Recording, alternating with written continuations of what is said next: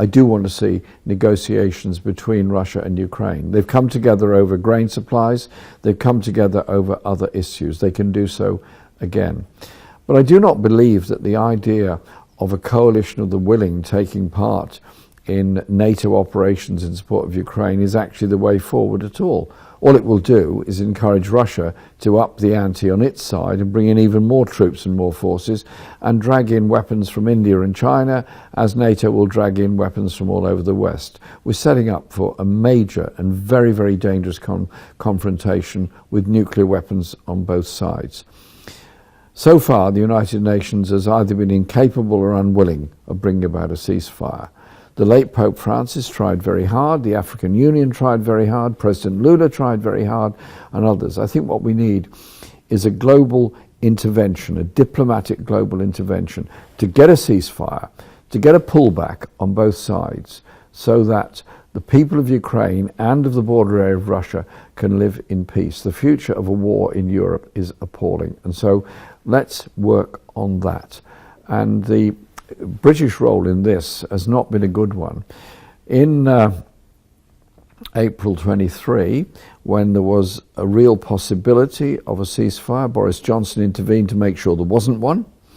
And Boris Johnson's involvement was wholly to encourage Ukraine not to come to an agreement with Russia at that stage, but to continue the war. And he promised an unlimited supply of British weapons. I hate the war, I hate the killing, and I hate the rhetoric and the language that goes with it. I want to see peace there. The people of Ukraine, the people of Russia, are not going to achieve anything if this war carries on. It has to stop. The fighting has to stop. The killing has to stop. And there has to be an agreement. It can be done, but it's got to be done very quickly. We launched Your Party because I think the people of this country need to have the opportunity of supporting and working with an alternative to the three main parties in Parliament, all of whom essentially follow the same economic agenda, the same social agenda, and equally importantly, the same international agenda. And so I think there's a need for an alternative.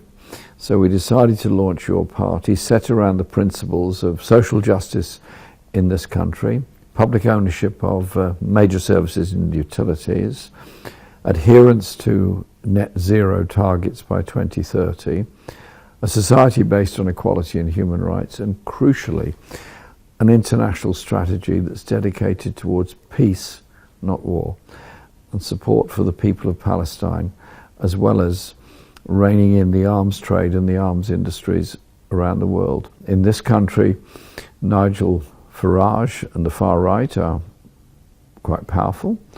They're even more powerful in France and Spain, Germany, Italy, Austria, all over Europe.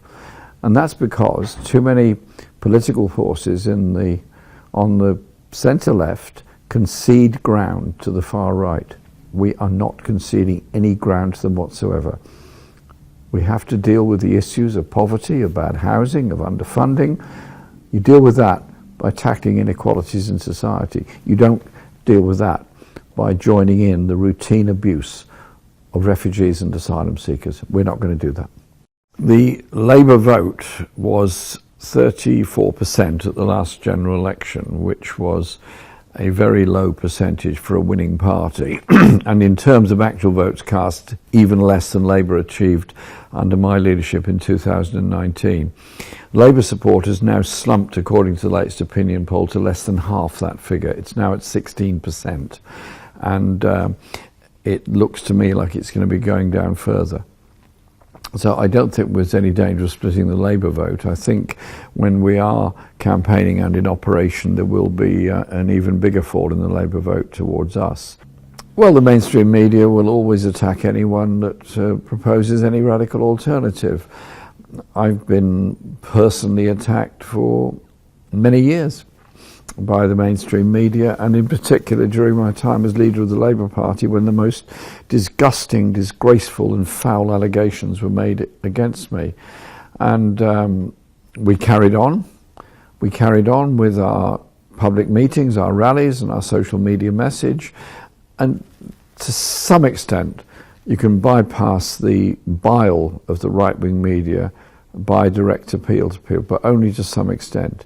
It's also about the direct contact one can have by rallies and meetings, and I spend a lot of time doing public meetings and rallies. I'm not saying we're going to win everything just by public meetings, but we do that by a consistent message and the use of alternative media, the use of social media, and not allowing the right-wing papers, particularly the Murdoch Press and the Daily Mail, to set the political agenda in our society.